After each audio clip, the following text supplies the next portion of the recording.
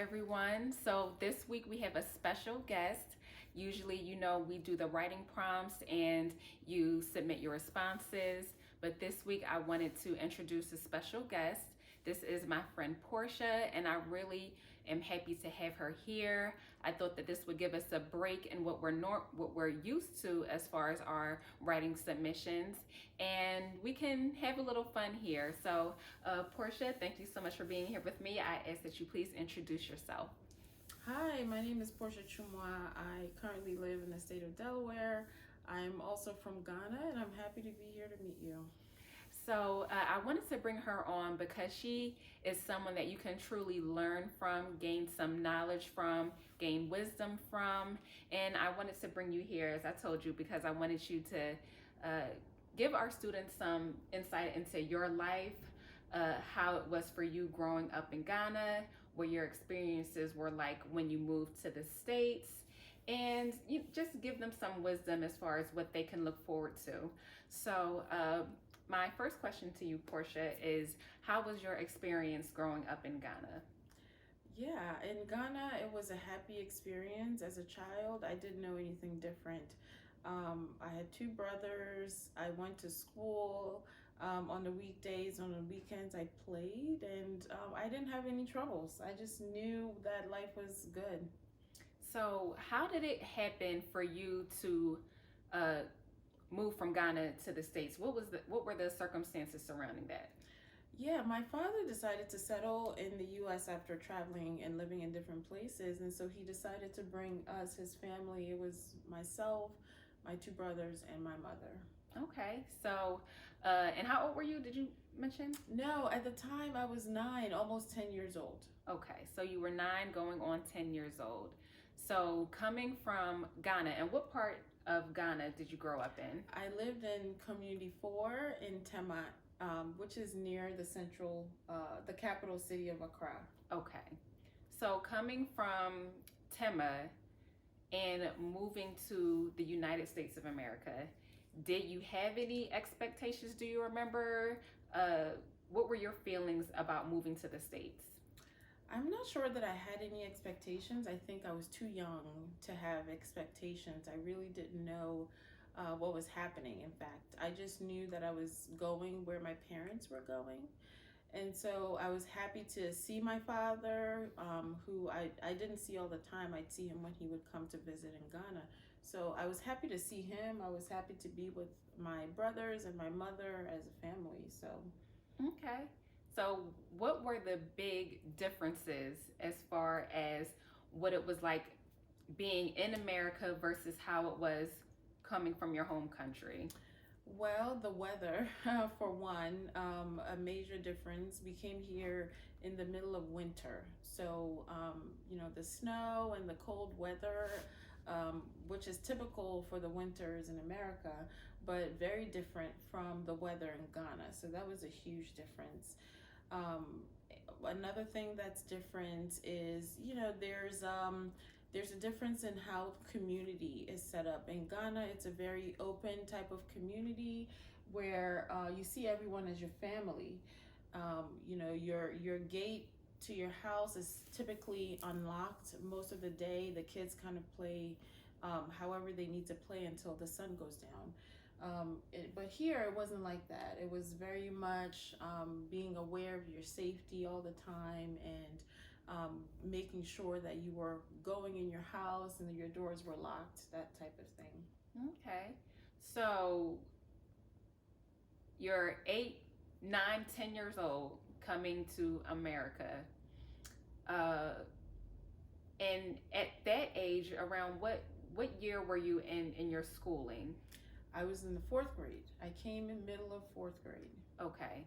So what would you say were the biggest differences or your experiences with going to school in America and interacting with your teachers and with students and making friends? Well, what my observation was, in Ghana, there's a very strict respect, written or unwritten policy. The teachers don't take any nonsense. In fact, some of them will keep a cane and they will discipline a student if necessary. So Most of the time, the students would stay in line. And that's very different than in America, where you might observe people talking without even raising their hands, and that's not how things are in Ghana. You'd have to be called upon.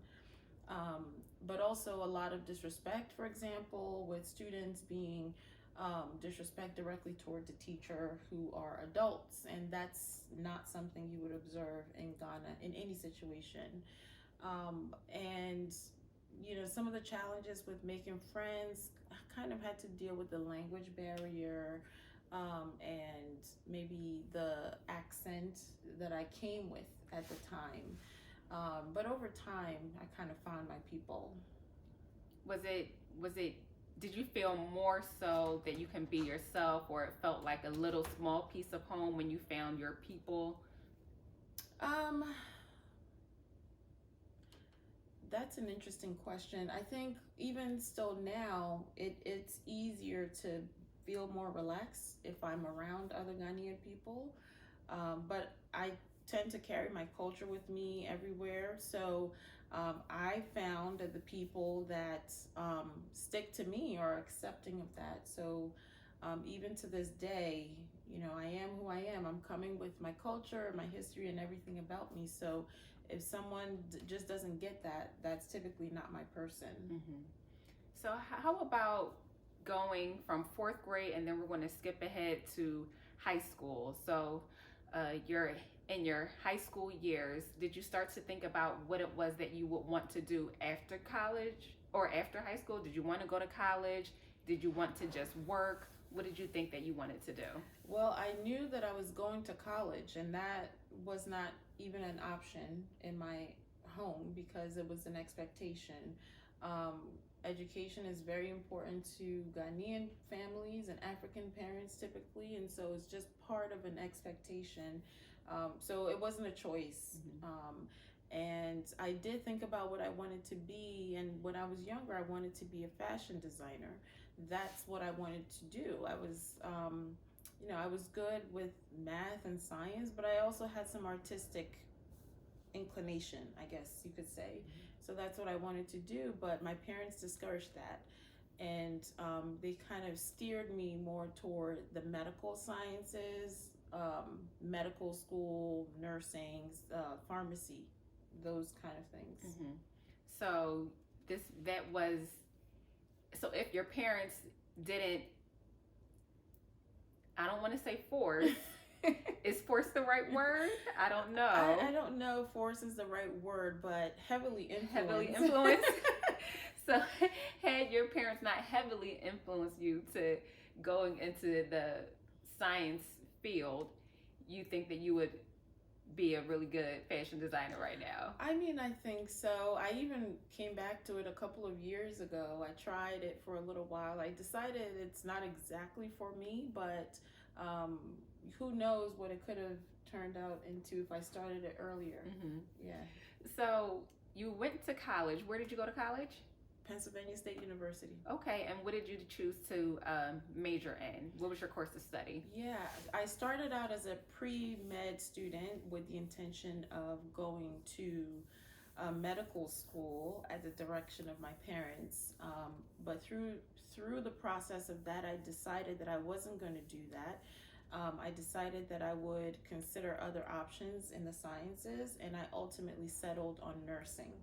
Mm-hmm. Now, are you currently working in nursing? And if so, what is your exact job title? Yes, I'm currently working in nursing and healthcare. I'm a manager for nursing services today. And so the work I do has to do with supporting the nurses and the medical assistants in the outpatient doctor's offices that we have throughout the state of Pennsylvania and Delaware. And so my work involves looking at and creating policies, procedures, workflows, looking at risk issues around mistakes, errors that people may make, things like that. Okay, so with that industry and that field, has there been any experiences that you've had where you may have felt discriminated against, or were there obstacles in your way because you're a woman, because you're Black, because you're from Ghana? Have you experienced any of those things? Yes, I've experienced a lot of those things from the time that I started um, working in my career early as a nurse. I saw that from um, working as a staff nurse in critical care. I got some of those experiences from the people that I worked alongside, other nurses, the managers that I had to report to, and even the patients. The patients that I was there to take care of, there would be some that would say, I don't want that person as my nurse.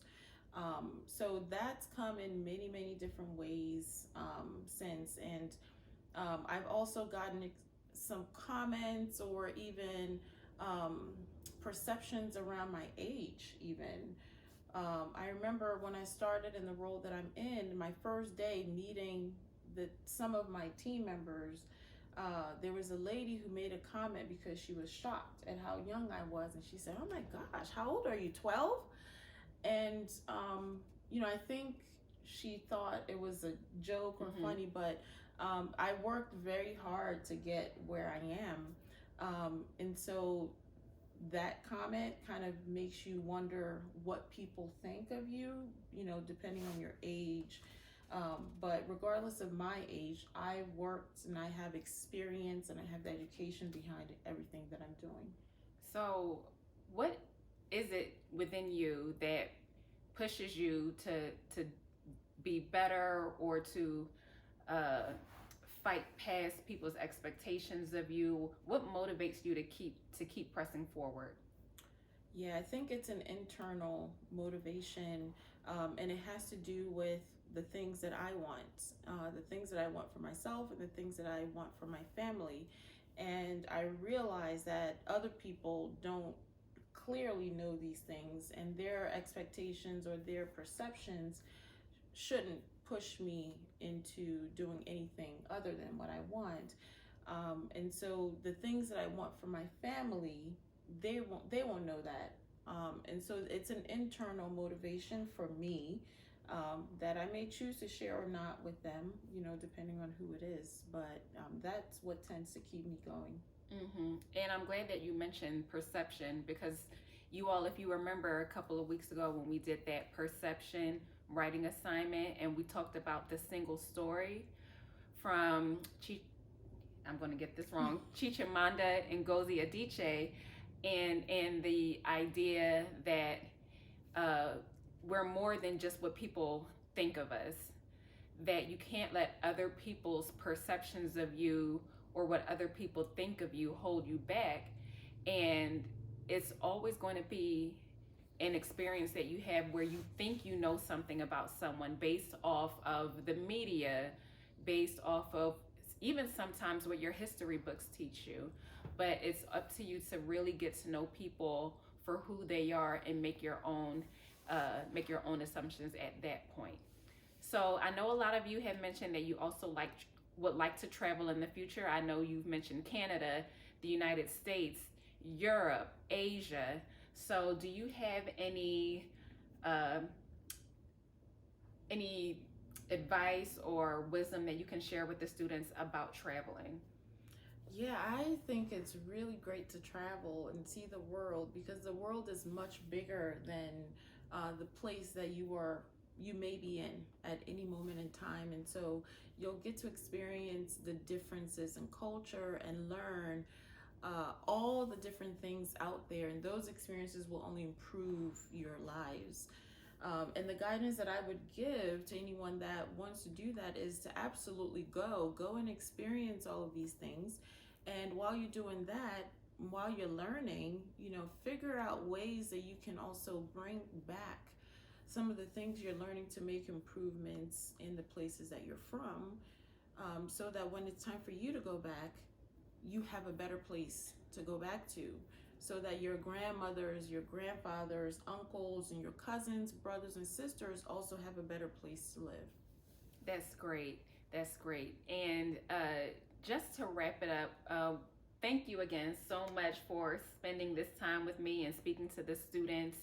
Uh, Portia has graciously given us the okay for you to ask her questions. So if you have any questions or comments for her, I would like you to, instead of sending them through email, I would like you to record a video so that she can hear your voices, so that she can see your faces and ask her that way. And she's agreed to send comments and to send responses to any questions that you may have for her. So if there's anything that she mentioned, anything about her journey that you're more interested in or want to know more about her, I'm going to leave all of the instructions on how it is that you can do that below in our YouTube video description. And then we can get these things to Portia so that she can see you all and then respond to your questions. So again, before we wrap up, are there any last words that you would like to share with the students? Well, I'm really excited that the students have connected with you and with me. And like you said, I'm ready to support the work that you guys are doing. So, I want to encourage you guys to be fully invested. And I wish you great luck in the paths that you guys have chosen. All right. Thank you, Portia, for You're this welcome. time. And I will see you all very soon, hopefully with a lot of video submissions with questions that you have. Have a good day. Bye. Bye.